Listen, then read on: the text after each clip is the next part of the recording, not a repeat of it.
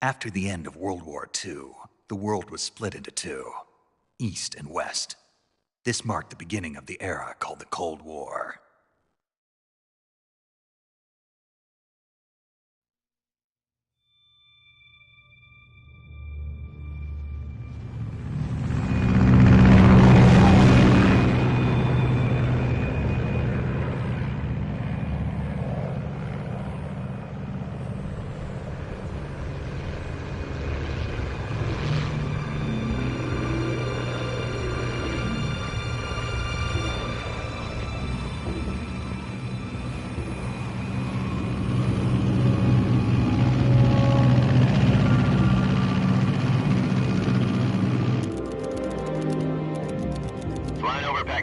Altitude 30,000 feet. Approaching Soviet airspace. 20 minutes to drop off. Commencing internal depressurization. Equipment check. Arm main parachute. All right. You ready to go? Drop zone still showing a high pressure mass. Cav okay. Good. We've got high visibility.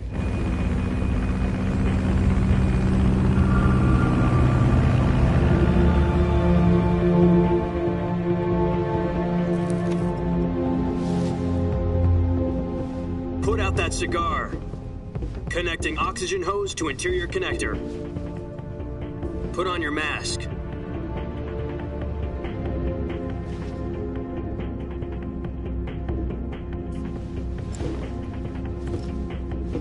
Does this pantywaist know what he's doing? Approaching release point. 10 minutes to drop off. Hey, are you deaf? He said put out the cigar and put on your mask.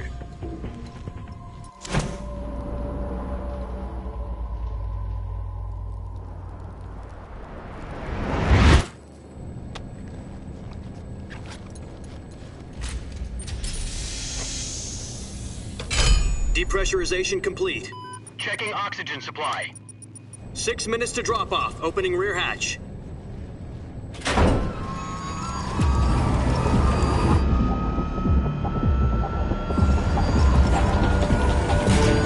Sunrise.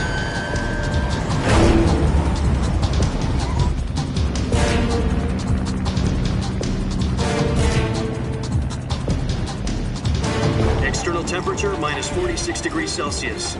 2 minutes to drop off. Stand up. You'll be falling at 130 miles per hour. Try not to get frostbite from the wind chill. 1 minute to drop off. Move to the rear. Activate bailout bottle. This is one for the history books. The world's first halo jump. 10 seconds to drop off. Stand by. Status okay. All green. Prepare for drop off. Countdown. 5, 4, 3, 2, 1. Spread your wings And fly. God be with you.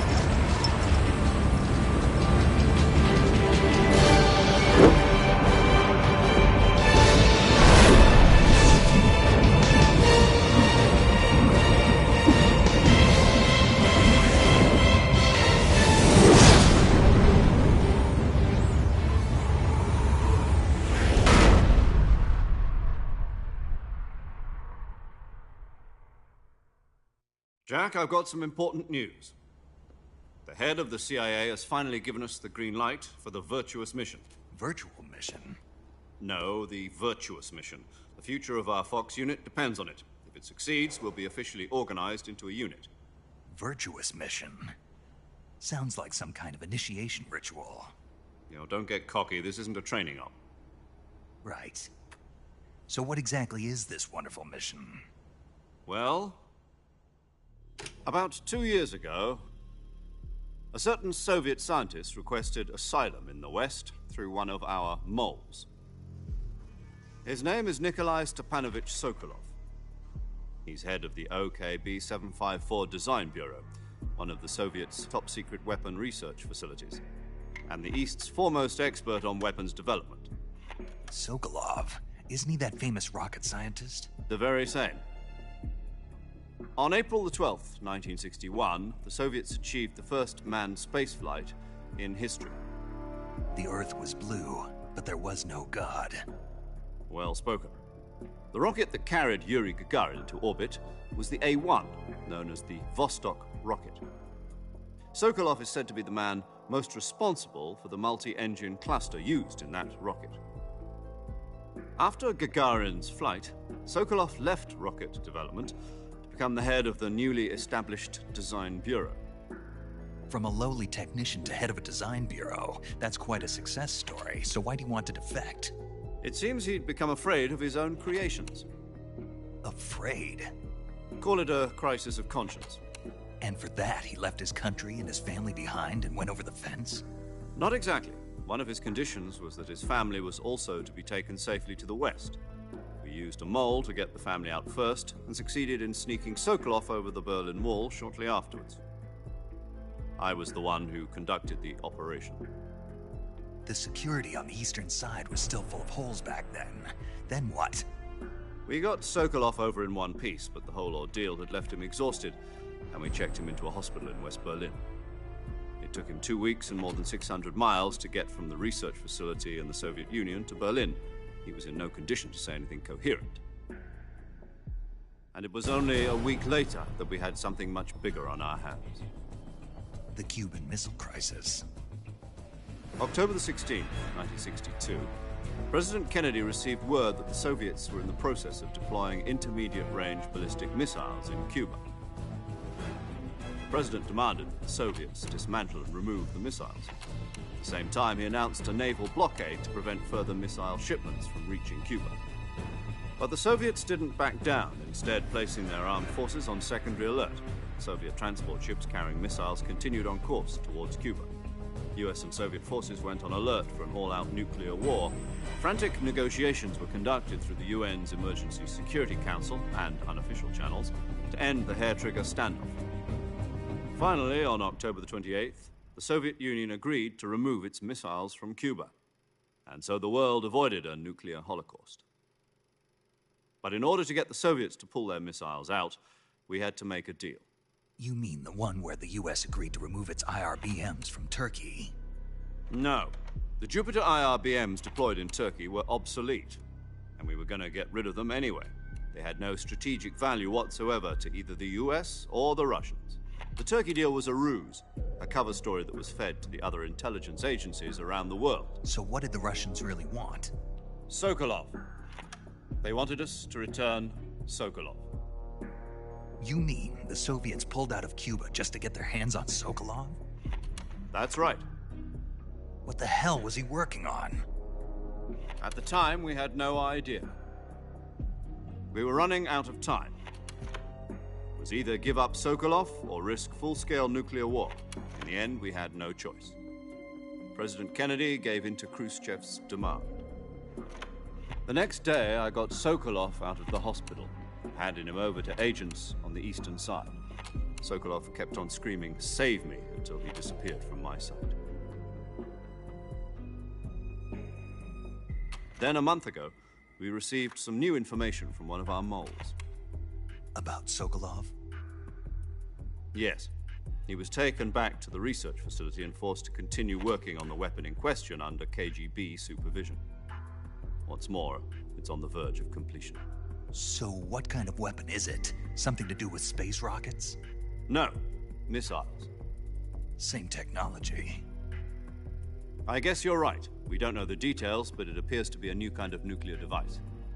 For half a year now, the Soviets have been conducting frequent nuclear tests at Semipalatinsk. Something to do with the weapon, I assume. We're talking about a secret weapon so big that Khrushchev was ready to pull out of Cuba to get it back.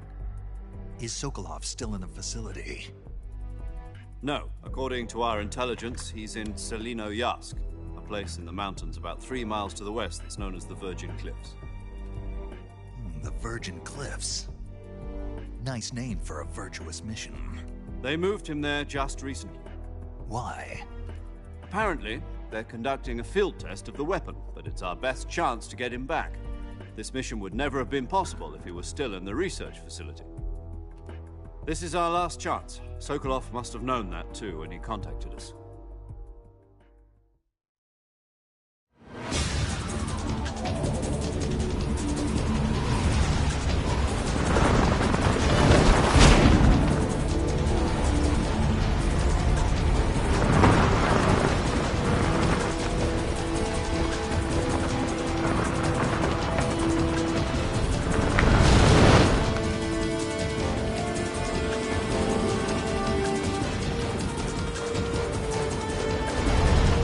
Listen up, Jack. Your mission is to infiltrate Selino Yask in the Soviet mountains, ensure the safety of Sokolov, and bring him back to the West.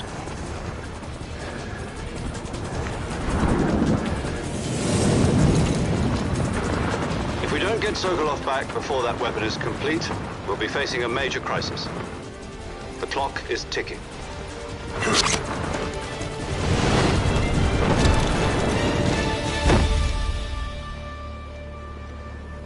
Once we've confirmed the rescue of Sokolov, stand by at the recovery point. A recovery balloon will be dropped at that point. Helium will be pumped into the balloon to inflate it. The process takes about 20 minutes. Once it's complete, the gunship's arm will latch onto the balloon and pull it up. The Fulton surface-to-air recovery system. I'm familiar with the theory. Take it easy. It's been combat-proven. Do you think Sokolov is up to it? The shock will be less than during a parachute jump, and the arm can handle up to 500 pounds. So you're planning on going over the border in a single combat Talon? She's equipped with two 6-barrel 20mm Vulcan cannons, as well as two 40mm machine guns. Sounds like she could hold her own against a battalion of tanks. Even with the fuel in the reserve tank, we're facing a 4-hour time limit. If all goes well, it shouldn't take more than a few hours. Home in time for dinner.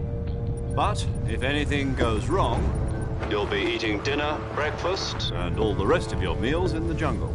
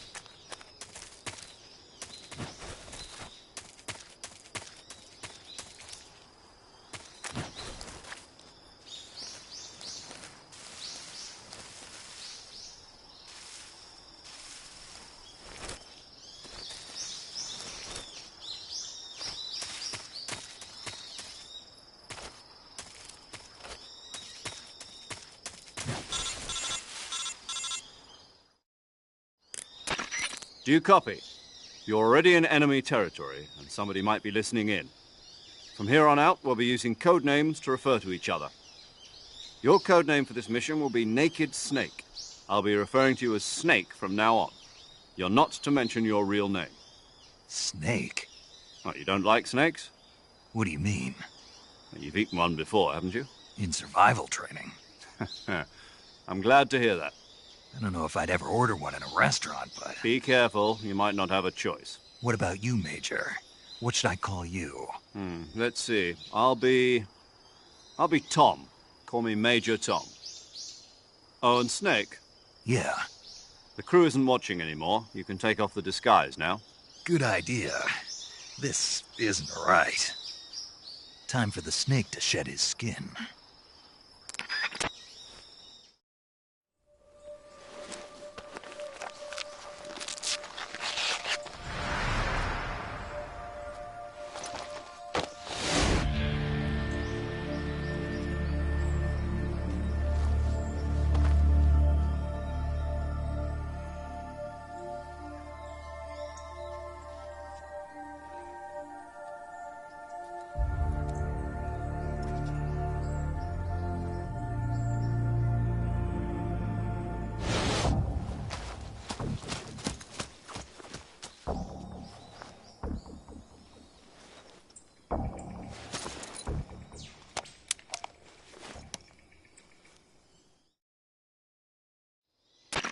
Can you hear me, Major Tom?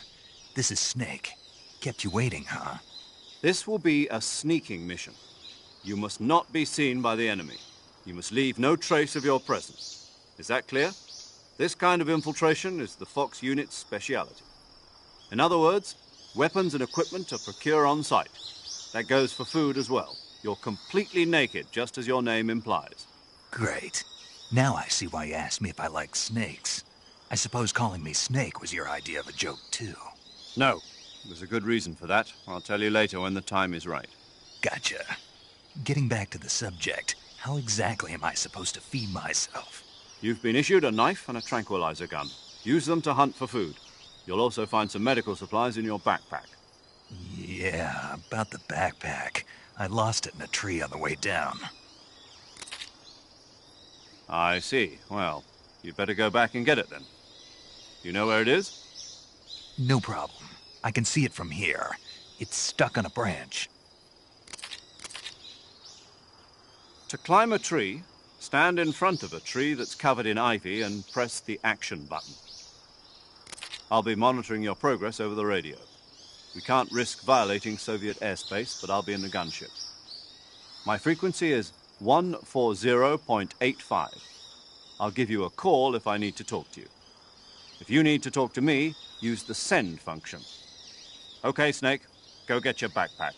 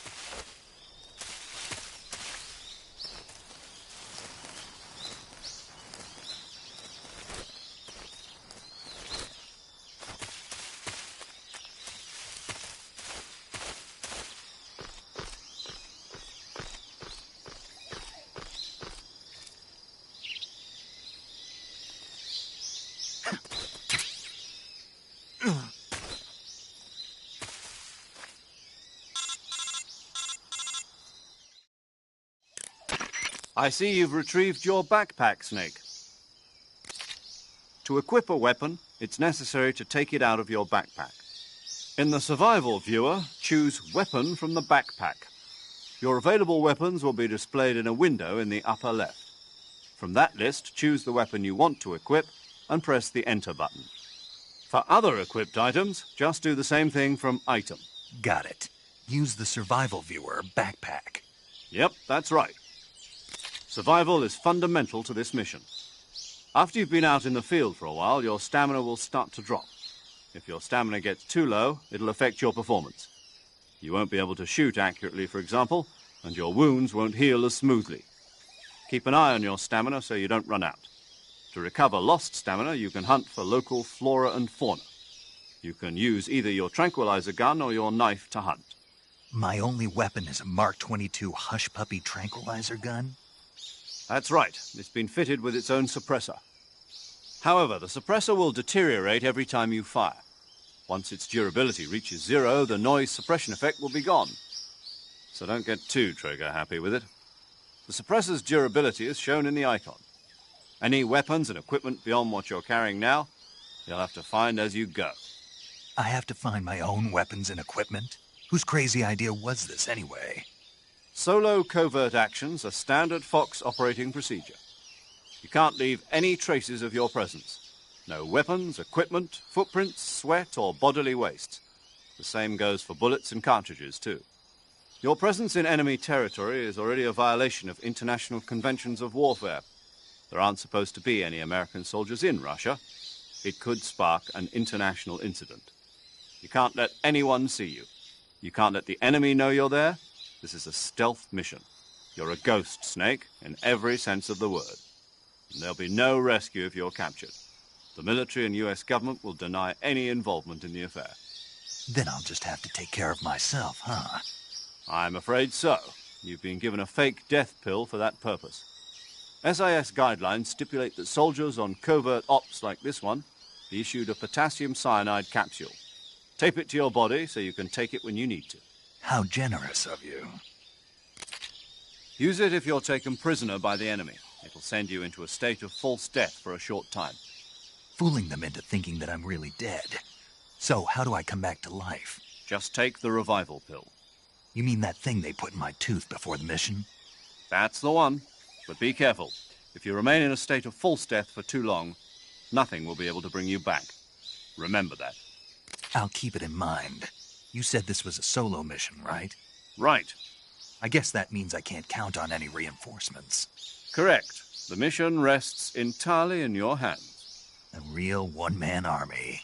Relax. There's a support team ready to back you up over the radio. Who? I'll introduce them to you.